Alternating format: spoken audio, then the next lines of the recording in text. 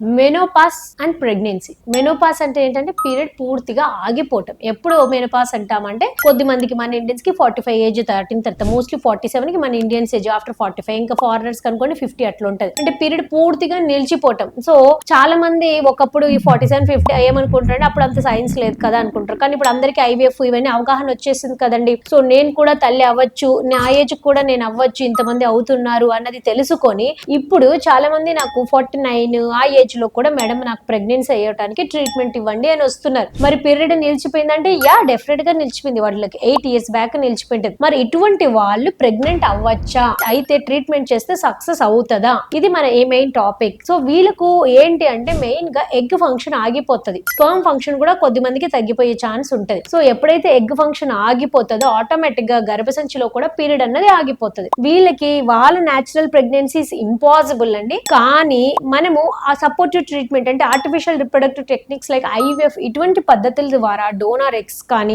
లేకపోతే ఇంతకు ముందు వాళ్ళు దాచుకున్న ఎంబ్రియోస్ కానీ ఎగ్స్ కానీ దాచుకొని ఉన్నా, లేదా డోనార్ ఎగ్స్ డోనార్ స్పర్మ్ ద్వారా ఇటువంటి పద్ధతుల ద్వారా ఆగిపోయిన గర్భసంచిని తిరిగి న్యాచురల్ గర్భసంచి లాగా తయారు చేసుకొని, అంటే మంత్ పీరియడ్ వచ్చేలాగా చేసి మనం హార్మోనల్ ట్రీట్మెంట్ ఇవ్వటం వల్ల ఆ తర్వాత IVF చేస్తే డెఫినెట్ గా ప్రెగ్నెన్సీ వచ్చే ఛాన్స్ ఉంటుందని, అలా ప్రెగ్నెంట్ అయిన పేషెంట్స్ కూడా నా దగ్గర ఉన్నారు. They are very happy with the pregnancies. So మీరు కూడా పిల్లలు లేరని బాధపడద్దండి, ఇటువంటి ట్రీట్మెంట్స్ తీసుకోవచ్చు. Thank you.